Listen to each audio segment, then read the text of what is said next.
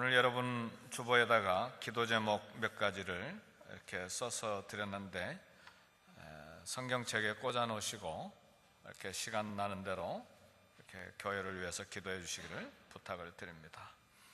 여러분의 가정과 여러분의 자녀들을 위해 또 모든 일터 위에 우리 하나님의 은혜와 평강이 있기를 주의 이름으로 축복합니다. 망원경이 발견되기 전에 사람들은 전 우주에 별이 육안으로 확인할 수 있는 최대치를 계산했는데 한 6,000개 정도 우주에 별이 있다 이렇게 생각을 했습니다. 근데 1608년에 네덜란드에서 한 사람이 망원경을 발명을 했습니다. 그 뒤에 이제 이탈리아의 우리가 잘 아는 갈릴레오라고 하는 사람이 그 망원경을 가지고 우주 전체를 관측했는데 놀라운 것을 발견을 했습니다. 이제 은하수들을 별들을 많이 이제 관찰했는데 이 하늘에 우리 은하수 있잖아요. 은하수가 막 거대한 은하수가 있는데 은하수 한 개에 별이 수천억 개가 있는 것을 발견을 했습니다. 그리고 그런 은하수가 한 개만 있는 것이 아니고 우주에 수천억 개의 은하수가 있는 것을 또 발견을 했습니다. 그리고 한 개의 은하수가 직경이 10만 광년.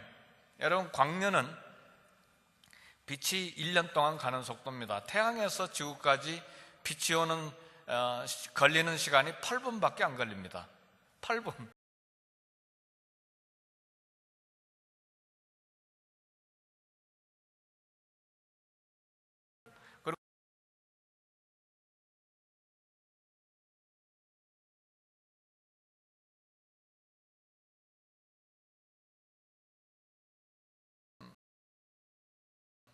이 우주는 하나님이 만드신 우주, 너무 광대합니다.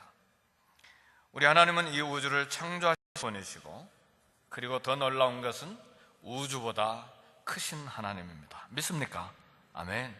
그래서 우리 따라서 사람이 우리 하나님을 온전히 알고 이해한다는 것은 불가능합니다. 따라서 우리는 평생 동안 하나님을 알아가기를 중단해서는 안 됩니다. 그래서 호세아 6장 3절에 보니까 우리가 여호와를 알자, 힘써 여호와를 알자 그랬습니다. 우리는 힘써 여호와를 알아야 됩니다. 베드로후서 3장 18절에도 사도 베드로가 오직 우리 주 곧 구주 예수 그리스도의 은혜와 그를 아는 지식에서 자라가라 그랬습니다.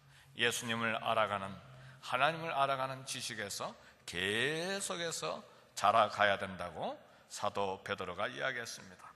하나님을 평생에 알아가지 않으면 인간은 어쩔 수 없이 하나님의 한 면만을 보고 하나님을 내가 안다 이렇게 오해할 수밖에 없습니다.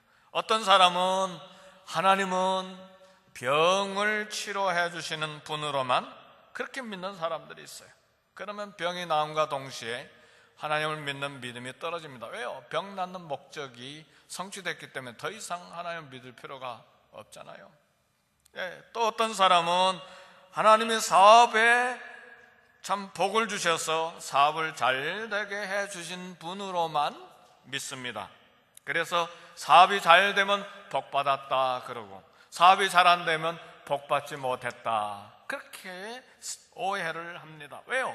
하나님을 오로지 돈과 관계 있는 분으로만 생각하기 때문에 이렇게 오해가 되는 거예요. 그래서 돈이 많으면 복 받았다, 돈이 적으면 복 받지 못했다. 이 얼마나 어리석은 평가입니까? 하나님을 오해하는 데서 온 것입니다. 어떤 사람은 하나님을 진노하기만 하는 심판자로 알고 있어요. 하나님은 항상 심판자이기 때문에 두려움이 있고 즐거움을 느끼지 못하고 하나님과 화목하지 못하고 늘 불안 속에서 사는, 하나님을 오해하는 그런 사람들이 율법 안에서 신음하는 사람들이 있어요. 반대로 어떤 사람은 하나님은 용서하시기만 하는 분으로 생각을 해요. 그래서 무슨 죄든 다 하나님이 그냥 다 용서하시기 때문에 어떤 죄를 지어도 상관없다. 이 엄청난 죄를 저지르는 사람들이 많이 있어요. 그래서 마땅히 구원받은 자가 애써서 이루어야 될 성화를 잃어버린 채 무절제한 삶으로 양심 가책도 없이 살아가는 것이죠. 그래서 지난 한두 주간 동안에 세월호 사건 통해서 거기에 있는 이단 그 구원파의 아주 악한 부분을 설교 시간에 몇 번 이야기한 겁니다. 그 외에도 이 엄청난 이단들이 한국에 얼마나 많은지 몰라요. 그게 다 미국까지 수입이 돼서 우리를 혼란케 하고 있지요. 이상과 같은 현상들은 하나님의 한 부분만 알고 신앙생활하기 때문에 오는 오해입니다. 그래서 하나님을 부분적으로만 알면 반드시 왜곡된 신앙생활을 할 수밖에 없습니다. 그래서 지난주에 말씀드리기를 어느 한 성경만 계속 보고 다른 성경 다 무시하면 반드시 곁길로 나갑니다. 창세기서부터 계시록까지 끊임없이 말씀을 읽고 우리 하나님이 어떤 분인가를 알아야 균형 잡힌 신앙생활을 할 수 있다. 이렇게 지난주에 말씀을 드렸습니다. 그렇다면 평생 동안 하나님을 바르게 알고 바른 신앙생활을 하기 위해서는 어떻게 해야 될 것인가? 이것이 이 아침에 우리가 생각해야 될 중요한 주제 중에 하나인데 그 대답은 창세기 1장 1절입니다. 창세기 1장 1절 다 알죠? 우리 다 같이 한번 외워봅시다. 시작. 태초에 하나님이 천지를 창조하시니라. 그랬죠. 그러니까 하나님께서 창조주 하나님을 아는 것이 바른 신앙생활의 시작입니다. 히브리서에도 말씀이 나와 있죠. 우리가 하나님께서 말씀으로 이 세상이 만들어진 줄 믿는다. 그래서 하나님이 천지를 창조하신 창조주 하나님이신 걸 믿습니까? 아멘. 이것이 바른 신앙의 시작이에요. 하나님은 창조주 하나님이시기 때문에 저와 여러분을 사랑하시는 하나님이세요. 야곱아, 너를 창조하신 여호와께 이제 말씀하시니라. 내가 너를 구속하였고 내가 너를 지명하여 불렀나니 너는 내 것이라. 왜 하나님이 우리를 사랑하시는가? 우리를 만드셨기 때문에. 왜 부모님들이 우리 자녀들을 그냥 조건 없이 온 삶을 다 투자해서 자녀들을 사랑하는가? 우리 태에서 나왔기 때문에. 마찬가지로 하나님이 우리를 사랑하시는 중요한 이유 중에 하나가 우리를 만드셨기 때문에, 우리의 창조자이시기 때문에. 믿습니까? 사랑하는 성도 여러분, 하나님이 우리를 만드셨기 때문에 우리를 너무나 아끼고 사랑하는 거예요. 너는 내 것이라, 너는 내 것이라. 이 소유권을 분명히 하셨어요. 우리는 하나님의 소유요, 하나님이 사랑하시는 사람들임을 믿습니다. 아멘. 할렐루야. 왜 아멘 안 합니까?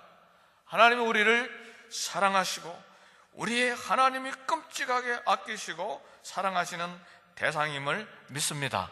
아멘입니까? 네. 우리 하나님은 창조주 하나님이시므로 전능한 하나님이세요. 오직 말씀으로 아무것도 없는 데서 그 전능한 능력으로 우주 만물을 창조하셨어요. 그래서 전능하신 하나님께서 우리의 모든 필요를 아시고 공급하시는 거예요. 때를 따라 우리에게 필요한 것을 아시고 공급하신 하나님, 전능하신 하나님. 그래서 엘샤다이 하나님은 풍성하게 넉넉하게 공급하시는 하나님이신 것입니다. 아브라함의 하나님, 이삭을 주신 하나님, 전능하신 하나님 엘샤다이 하나님이 아브라함의 하나님만 아니라 저와 여러분 우리의 전능하신 하나님이십니다. 하나님은 창조주이시기에 치료자가 되십니다. 만물을 만드셨기 때문에, 우리의 살과 뼈 모든 것을 만드셨기 때문에 몸과 마음과 감정 만물을 치료하시는 하나님임을 믿습니다. 성도 여러분, 우리 하나님은 창조주이시므로 심판자이십니다. 하나님께서 세상을 만드신 분이므로 반드시 모든 일을 선악간에 판단하시고 심판하시는 하나님이십니다. 이처럼 하나님께서 창조주 하나님이심을 알아가는 것이 얼마나 중요한지 몰라요. 따라서 하나님을 아는 믿음은 창세기 1장 1절부터 시작되는 거예요. 태초에 하나님이 천지를 창조하시니라. 하나님은 창조주 하나님이시다. 거대한 선포입니다. 오늘 요한복음 1장 1절에서 3절까지 태초에 말씀이 계시니라. 이 말씀이 하나님과 함께 계셨으니 이 말씀은 곧 하나님이시니라. 그가 태초에 하나님과 함께 계셨고 만물이 그로 말미암아 지은 바 되었으니 지은 것이 하나도 그가 없이 된 것이 없느니라 그랬습니다. 태초에 창조주 하나님께서 말씀하셨습니다. 말씀은 태초부터 계셨고 말씀은 하나님과 함께 계셨고 하나님이시고 이 말씀이 온 우주를 다 창조하신 거예요. 말씀 없이는 세상에 지어진 것이 하나도 없었다고 했습니다. 그리고 계속해서 요한복음 1장 4절에서 5절까지 그 안에 생명이 있었으니 이 생명은 사람들의 빛이라.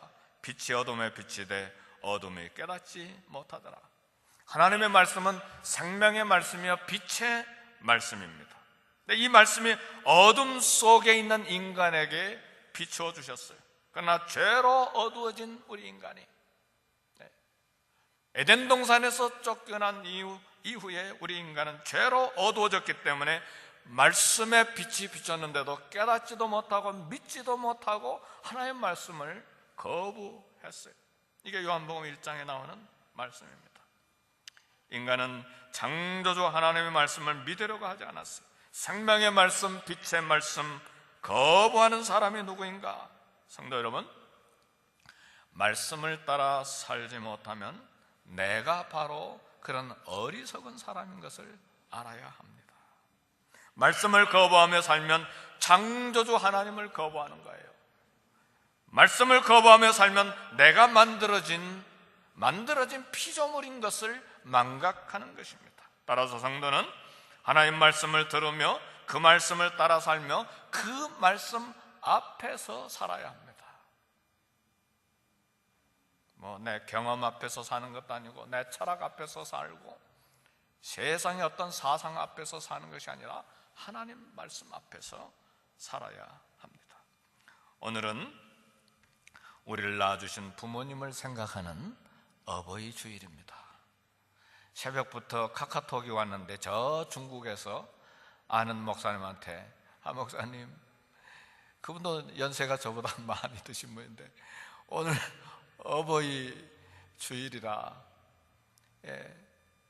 엄마가 생각납니다. 그렇게 카카오톡이 왔어요. 참 나이가 들어도 어머니 아버지는 영원히 어머니 아버지예요. 그렇죠? 참. 그래서 하나님 말씀 앞에 우리는 얼마나, 하나님 말씀 앞입니다. 창조주 하나님 말씀 앞에서 우리는 얼마나 부모님을 공경하고 있는지를 살펴봐야 돼요. 왜요? 하나님께서 우리에게 주신 10가지 계명인 10계명을 하나님은 우리에게 주셨어요. 1계명에서 4계명까지는 이 4가지 계명은 하나님을 사랑하라는 말씀이에요. 그리고 5계명에서 10계명까지 이 6가지 계명은 사람을 사랑하라, 하나님 사랑하고 사람을 사랑해라, 그런 말씀이죠. 그런데 이 5계명에서 6계명까지 사람을 사랑하라는 계명, 첫 번째 계명인 제5계명이 뭐냐? 네 부모를 공경하라는 말씀입니다. 네 부모를 공경하라는 이 말씀은 충고나 권면의 말씀이 아닙니다. 피해서도 안 되고 타협해서도 안 되는 창조주 하나님의 명령이에요. 이 창조주 하나님 명령 앞에서, 이 말씀 앞에서 살아야 된다 그 말이에요. 특별히 어버이 주일을 맞이해서 이 5계명인 사람을 사랑하라는 6가지 계명 중에 첫 번째 놓여 있는 이 제5계명, 내 부모를 공경하라, 이 말씀 앞에서 내가 순종하면서 살고 있는가를 생각하자는 말입니다. 만일 이 계명 앞에서 떳떳하지 못하다면 그것은 말씀이 우리를 창조하신 하나님의 명령인 것을 모르고 사는 것입니다. 만일 하나님이 우리를 창조하신 하나님이심을 의심 없이 믿는다면 우리는 변명하지 말고 네 부모를 공경하라, 이 말씀에 순종해야 합니다. 왜 창조주 하나님께서 5계명에서 10계명까지 사람을 사랑하라는 계명 중에서 부모를 공경하라는 말씀을 제일 앞자리에 두었는가? 참 의미가 있어요. 왜 제일 앞자리에다가 네 부모를 공경하라 이 계명을 두셨는가? 먼저 생각할 것은 부모는요, 보이지 아니하는 하나님을 대신해서 우리가 이 땅에서 섬겨야 될 존재입니다. 부모는 늙어갑니다. 지식도 떨어져 갑니다. 외모도 초라해져 갑니다. 그렇게 위대하게 보였던 어머니 아버지가 어느 날 보니까 꾀죄죄하고 지식도 나보다 모자라고 초라하게 보이기 시작하는 거예요. 이게 늙어가기 때문에 그렇게 보이는 거예요. 그러나 절대 잊어서는 안 될 한 가지 사실은 하나님께서 바로 그 부모로부터 우리를 태어나게 하셨다는 사실이에요. 따라서 불효하는 것은 자기 자신을 부정하는 거예요. 그 부모의 자녀로 태어나게 하신 하나님을 부정하는 것이 있다는 것입니다. 따라서 하나님을 창조주로 믿는다면 부모님을 공경하라는 명령에 순종해야 합니다. 보이지 아니하는 하나님을 대신해서 우리가 이 땅에 사는 동안 부모를 공경하도록 하나님께서 사람에게 주신 계명의 첫 번째에다가 이 계명, 네 부모를 공경하라 명령하신 거예요. 창조주 하나님의 명령입니다. 부모를 만드시고 저와 여러분을 만드신 창조주 하나님의 명령이에요. 그 다음에 우리가 생각해야 될 것은요, 왜 부모를 공경해야 되느냐? 사람은요, 무엇이든지 심는 대로 거둔다는 것을 알아야 돼요. 이 미국에서는 노인들이 양로원에 들어가는 것이 일반화되어 있어요. 한국도 점점 그렇게 돼갑니다. 자녀들이 해야 될 부모님에 대한 책임을 나라가 대신하고 있는 거예요. 그래서 1대, 2대, 3대, 4대가 한 울타리에서 살던 그 낭만적이고 아름다운 가정의 시대가 사라진 지 벌써 오래됐습니다. 그 결과 자식들에게 소외당하면서 사는 노인들의 고독이 사회적인 엄청난 문제가 됐어요. 우리의 문제입니다.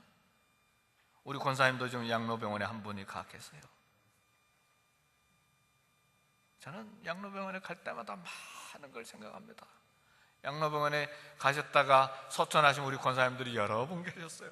그분들을 볼 때마다 생각을 많이 해요. 나도 언젠가 이 자리에 올 텐데, 곧 올 텐데. 성도 여러분, 문제는 부모님을 소홀히 하는 자식의 수가 갈수록 많아져 가고 있다는 사실이에요. 우리가 알아야 될 것은 부모님을 소홀히 하는 자식들은 머지않아 그들도 반드시 자기 자식들로부터 무시당할 것이라는 사실이에요. 자식들은 부모에게서 배운 그대로 행하기 때문에 심은 대로 거두는 것은 아무도 피할 수 없는 하나님의 법칙이에요. 자식과의 관계에서 사랑과 공경이 계속되기를 원한다면 현재 살아계시는 부모님 공경에 최선을 다해야 돼요.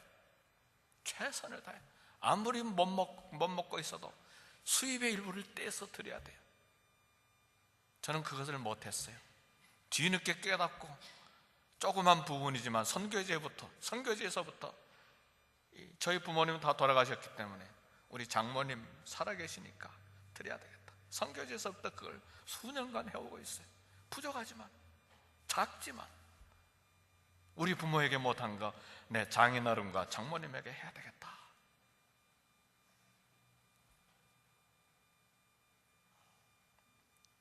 부모 공경에는 상급이 있습니다. 출애굽기 20장 21절 보니까 네 부모를 공경하라. 그리하면 너의 하나님 나 여호와가 네게 준 땅에서 내 생명이 길리라. 부모를 공경하는 자의 생명이 이 땅에서 길 것이라는 하나님의 약속의 말씀입니다. 근데 부모를 공경할 때 이 땅에서 생명이 길 것이라고 하는 장수의 말씀은 실제로 장수의 복을 말할 수 있고요. 그 다음에 그러나 이 장수의 복은 양이 아니고 질적인 장수의 복을 말합니다. 고통과 불안 속에서 100년을 살면 그 장수가 무슨 소용이 있겠습니까? 삶이 저주스럽죠. 왜요?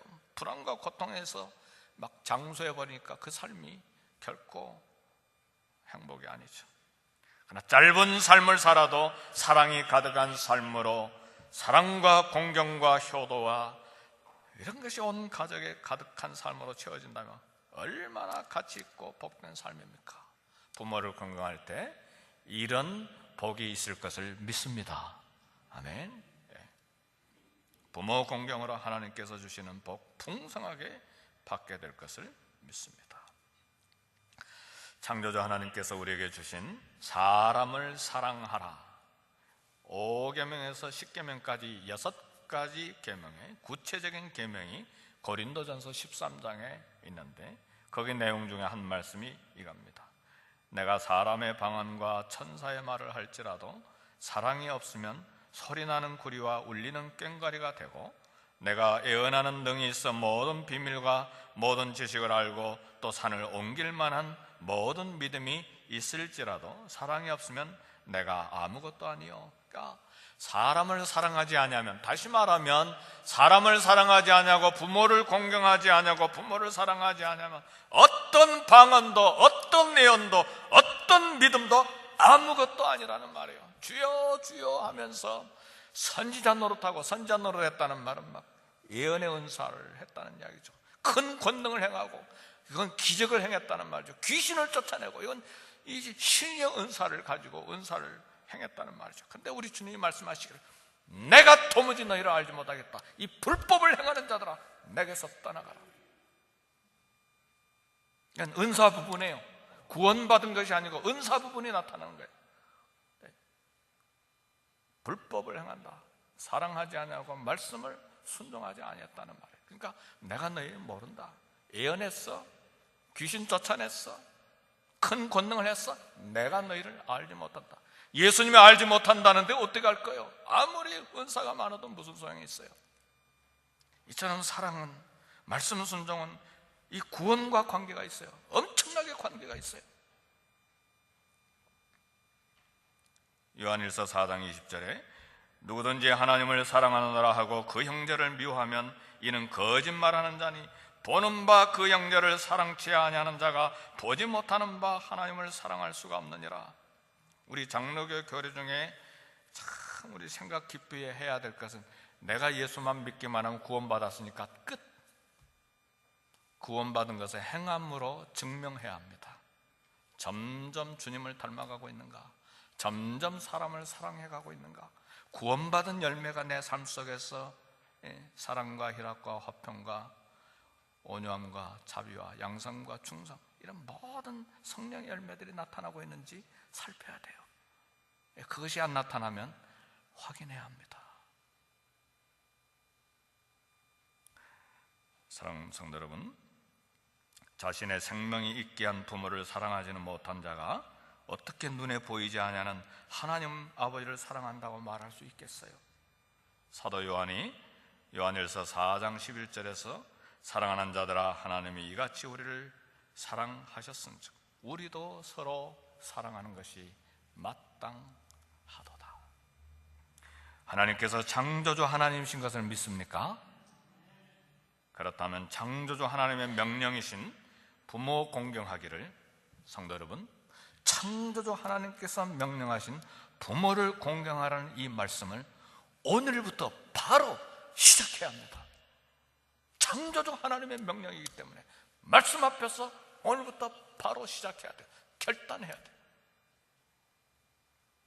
부모를 공경하는 삶이 그리스도인의 삶이요, 말씀을 따라 순종하는 삶이 복받는 크리스찬의 삶이에요. 부모 공경하는 사람에게 하나님께서 약속의 말씀대로 잘되고 이 땅에서 생명이 길게 되는 복을 주실 것을 믿습니다. 우리 다 같이 말씀 생각하면서 기도하겠습니다. 통성으로 기도하겠습니다.